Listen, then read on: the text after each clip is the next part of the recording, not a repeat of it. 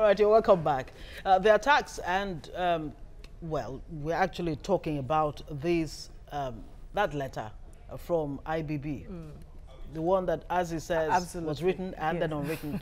Now, media advisor to ex-Nigerian leader Ibrahim Babangida Kassim Afebwa, who was declared wanted by the police, has absolved himself of any wrongdoing. But the spokesperson says he is prepared to fight his ordeal in court. Afebwa released the statement on behalf of Babangida on Sunday, in which the former head of state complained about President Buhari's shortcomings and advised Nigerians on the path to the future. Afebwa has now filed court documents suing the Inspector General of Police, Ibrahim Idris, and some television stations for what he termed defamation of character. And I'll talk about turning the tables around. Well, joining us, of course, is we're expecting Ahmed Abbas to join us, to join Ayodele Adio, who is already seated with us here to discuss this interesting development. All right, so it looks like Kassim Afebwa, at least the last time we checked, Kassim Afebwa still is the spokesman of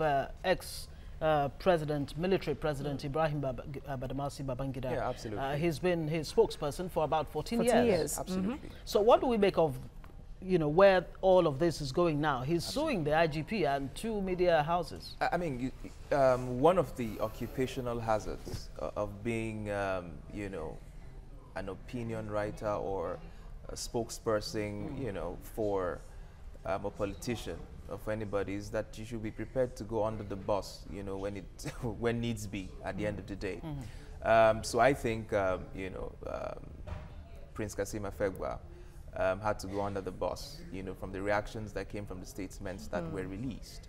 Having said that, there was a story on this day, on Sunday, which confirmed, that former President IBB actually authorized the letter that was actually released by Prince, Kassim Afebwa. So I do not think that a man who's been Commissioner for Information, who spent several years, who's led a political party before, held several executive positions in a political party, will just come and make statements just like that without, the basics of clarification with his superior. So it beats my imagination that he's released a statement and his principal has come out to distance himself from the statement, even though a Sunday report showed that the IBB agreed to that he actually authorized the release of that statement. And even if you read the new statement that was released, it wasn't too different from the exactly. first one, was it? The major points were still articulated in that letter. The IBB still argued that there were fundamental issues with governance in the country, still raised issues of unrest and the consistent attacks across the country. Particularly the need for restructuring, especially devolution of powers. And there was need for a coalition, that the coalition of the other parties might bring, a better governance to the country. The need for a two-party system. Exactly. So the fundamental facts, remain the same, in the letter that were issued. Okay. Yeah, we'll talk about. We said it. Afebwa said made a statement that some people seem to love Babangida more than he loves himself, and that was why they had to send out that rebuttal. So we'll look at the implication of that, really, that this could even happen, to sway public opinion. We'll go on a short break. We'll talk to more. Of course, when we come back, we'll be joined with Ahmed Abbas. Stay with us. All right, welcome back. We are still looking at the letter issued on behalf of former military president Ibrahim Badamasi Babangida. But later on, we got a rebuttal, and then later on again, it was confirmed by Babangida that truly came from him. We've been talking to Ayodele Adio, and he's still on ground. But we have joining us at this time as well to talk about the same issue. Ahmed Abbas is a lawyer and, of course, a public affairs analyst. Good morning to you, and thank you for joining us. Your immediate reaction, first off, you're welcome. Your immediate reaction where you saw the whole thing, online. Thank you. He made allusion to the hazard of being a spokesperson. Exactly. I think it is the hazard of living in a society in a society where anything goes and anything can happen.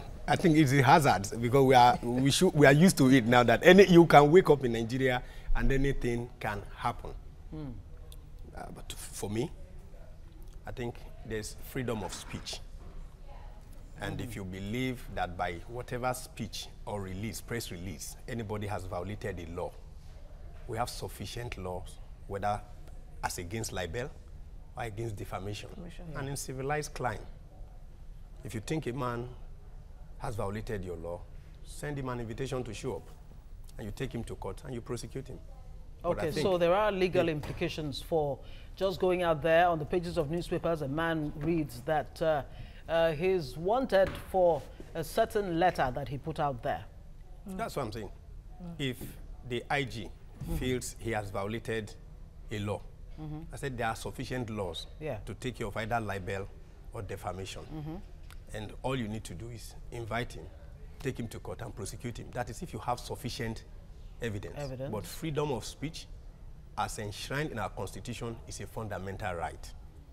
And criticizing the government, I think, is part of the freedom of speech. Okay, so yes, you think the way the Inspector General of Police went about it was wrong? I'm asking this because it wasn't Ibrahim Babangida, the former military head of military president, that came out to say that I didn't send him to do this. He did this. He has, defiled my authority. Or that he has been defamed. Defamed, really, by that letter. For me, I do not think the IG, I think there are better procedures. I think the IG is occupying a very sensitive position in this country that sometimes you must conduct yourself in such a way that you won't be seen as an appendage of the government. If citizens criticize their government, it isn't the duty of the IG to invite them for making speeches. If you believe, I think they have a department, the legal department is there. Ordinarily, they should file whatever they want to file and take the man to court without necessarily coming to the media to say you are inviting Afebua, the spokesperson of IBB. I think it's belittling the office of the IG and getting yourself muddled up in the murky waters of Nigerian politics. What do you think really is playing out here? Is it that the IG, Ibrahim Idris, is reading his principal's body language and he thinks he is in a position to interpret that body language, and of course resulting in, declaring Kazeem Afegwa wanted? And the question people have been asking, what is the difference between the letter from IBB and the one from OBJ about 2 weeks before? Is it a case of scapegoatism? Is that what's playing out? First of all, the Inspector General of Police is the Inspector General of Police for every single Nigerian. His job is to protect the lives and property of every single Nigerian and not the elite Nigerian or the political class in Nigeria. So he owes each and every one of us some sense of security and belonging in this part of the country. But first of all, let's even examine, what they mean by, a defamatory statement capable of inciting public disturbance. Of course, that's why he was declared wanted.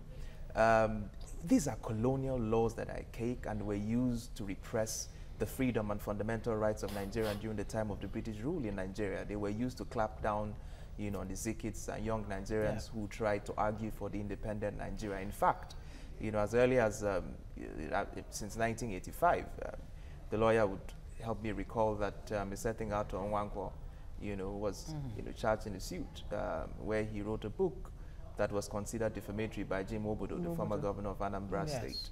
And he was taken to the High Court in Onitsha, where he was convicted, but he was upturned by the Court of Appeal, that considered the law of sedition as being illegal and unconstitutional in a democracy that guaranteed the freedom of speech, of every Nigerian. And so, if you look at that closely, in fact, the judgment even went further to say that it had, far-reaching implications, especially in the hands of tyrants or people who are consumed or power-drunk, and how they could misuse and abuse, Section 51 of the Criminal Code for personal gains at the end of the day. So, like he rightfully said, if you feel that your character has been defamed, there are sufficient libel laws for you to seek redress in court. You file a case in court, and then you argue it out in court. A situation where it's very the Inspector interesting you've General actually Police taken us down, argues, that lane. Yes. argues for a person who has not made a complaint is actually worrisome. I mean, people forget that in this country, former President Murtala Mohammed had been accused of acquiring illegal wealth during the fight of the Civil War. And he was willing to waive off his immunity to go and testify. In court, you know. I mean, he was pressured to arrest the individual. But no, they filed the case in court, and he was willing to go and testify in court to clean his name. Okay. So what's this? All right, let me come in, Ahmed, bring your thoughts in here. She mentioned maybe the overzealousness on the part of the IGP. I recall that when members of the Bring Back Our Girls group protested in Abuja as well, they were rounded up and then, you know, arrested by the police.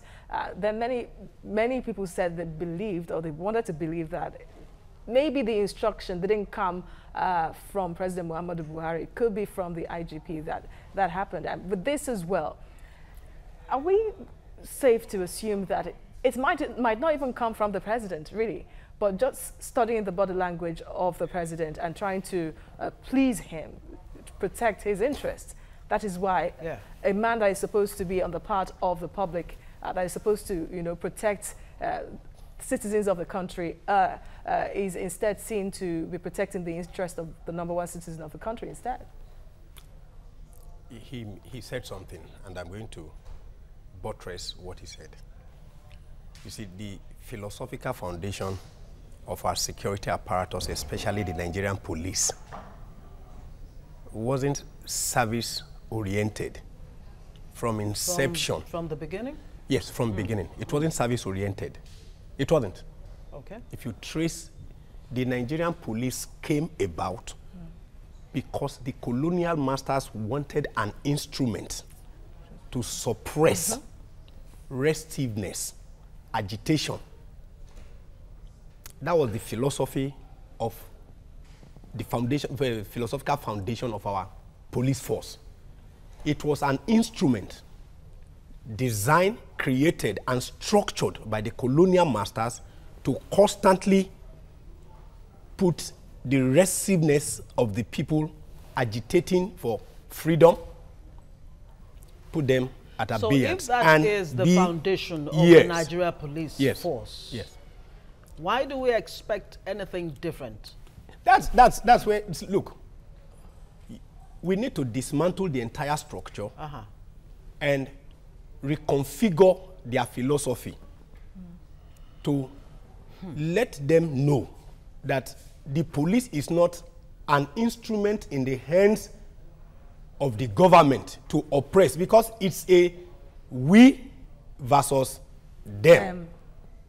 Until you dismantle that philosophy. But many have been calling for police reform in the country. Even the IGP talked about restructuring and all that, but nothing has been done. When many said that it may be because Nigeria has been, I don't want to say unlucky, to be governed by former military officials. Maybe that is why they're not even looking at the interest of the police in the first place. And it has rubbed off on the police. That's why the problem of Nigeria, if you trace it one way or the other, you would still come back to the fact that we are running a distorted federalism. Yes, we are running a distorted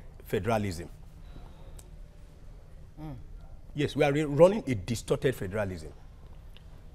The constitution that our founding fathers gave to us at independence looked at the peculiarity of the Nigerian situation, and after several years of negotiation and interaction, they crafted that constitution because it would best suit their society. And until you go back, because there was a disruption, we were on the path to progress, because federalism is a journey, it's not a destination. The American system, if you trace their history, it has evolved over time. Yes, it has evolved. In fact, when originally the American federalism started with about 13 colonies. And the essence was for them because they felt they would be more united as against British domination. And when the Union collapsed, I think it was George Washington who called for another meeting of the colonies, and the language he used, he said, for a more perfect union. In other words, they realized that the union, the federalism was not perfect. Anything but so there perfect. is need for continuous fine-tuning, differences, alignment, so that you can have a society that is an inclusive one. So the police you have at inception was an instrument of the colonial masters. And what we have today is a reflection of that that's why foundation. With the few All right, exceptions, before we move away from the real issue here, which of course is the Babangida letter and the fallout. Adio, let's even look at some of the issues raised in IBB's letter, whether it's the first one or the second coming. The issue of devolution of powers and the advice to President Muhammadu Buhari not to, seek re-election 2019, though he reserves the right to seek, to vote and be voted for in 2019. He further said in that letter, the era of analog leadership is gone. It's time for Nigeria to go. And that's in the first letter. In the second letter, it's the era to go digital. Firstly, before I talk about devolution of powers and then, his re-election, I just wanted to say that, Obasanjo wrote a letter when he was in prison, to the former military dictator, and said no condition is permanent. I was president one time, today I'm in prison. Later about your senior. I do hope that some of these senior public officials have at the back of their minds that they won't be in power forever, that the same laws that were used to oppress them, that used to oppress people, will be used to oppress them if they do not set the right precedents over time. Okay, so talking about devolution of powers, we can't run away from that, whether it's on the economic front or the political front. The fact that the over-centralization of power in Abuja, it's not making this country move as fast as it should. We have just become a giant walking on spaghetti legs because we have concentrated so much powers at the center. And I give you a typical example, with this. If you read the proposed 2018 budgets for this year, Kanu is budgeting about 220 billion for about 16 million people. Remember, Kanu receives one of the highest allocations from the federal government. Absolutely. Ogun State, which has half the population of Kanu, is budgeting over 350 billion. So Ogun State, a comparatively civil service state, is budgeting far more with less population than the so-called commercial nerve center of northern Nigeria. Now that means to tell you that the center cannot grow you, for goodness sake. So if you continue to cling on to this ineffective, inefficient system of government where you just go to Abuja and receive handouts, you are not going to make any serious progress at the end of the day. So we have to wake up from our slumber and smell the coffee that this system that we have been operating is wobbled. And we need to restructure the system. So states need more powers to be able to dispense democratic dividends to their citizens. Well, paramount of which is the fact that most governors do not even have control over the security apparatus of their state. Because of time. Some are arguing anyway that some governors could abuse that power, but then will you discountenance what is supposed to be in a federating Okay, then you elect better country. people into offices. Absolutely. Now, Ahmed, lastly, now before we wrap up this segment, in that letter as well, the former military president talked about the need for Nigeria to run a two-party system instead of this multi-party system that is not allowing the politics of the country to grow. The parties are not the problem. Whether you run a two-party system, whether you run a three-party system, the parties are not the problem. You really think so? We're on the verge of having 100 parties, and they will all be on the ballot. We're about 68 now. More to be added. And more to be added. The parties are not the problem. Okay. Those who are in PDP today are those in APC today. And I in PDP yesterday are in APC today. Tomorrow, if Labour Party wins at the federal level, I can tell you all the members of PDP and APC will also be members of Labour Party. The Labour Party is merging with the major problem, very fundamental, the value system of those operating those parties. Those are the what this country need is a revolution of values. Talking about building ideology, really. Yes, it's a revolution of values. The values you bring on board. Do we need somebody to lead that revolution? Do you see office? You need a new set of people. That's the honest truth. You need a new set of people to bring in new values into our... No. It depends. It depends on where the third force is also coming from. If it's going to be people by PDP and APC and the traditional political practitioners, you are still going to have the same problem. You need a new set of people with a different value system who understand that there's a difference between politics and governance. Oh, yes. Until you have that, if you like, call it third force and 10th force and 7th force. If they have the same value, it is just like taking some policemen to set up EFCC. If the same training, the same orientation, the same ideology, the condition they're going to have the same problem. In a new so we need new set of people with new value system who understand that the essence of governance they is are the Nigerians. people. They remain Nigerians, don't they? As your last word. Yes. Clearly, the Obasanjo, Buhari, IBB class are not going to save or rescue Nigeria. They've run out of ideas. They've been in power since 1966. All right, we'll have to leave it there. Okay. Ayodele Adio, thank you very much for your analysis. Thank you. Public affairs commentator, and of course, Ahmed Abbas, thank you for coming on the show. Thank you, gentlemen. Thank you, gentlemen. Thank you.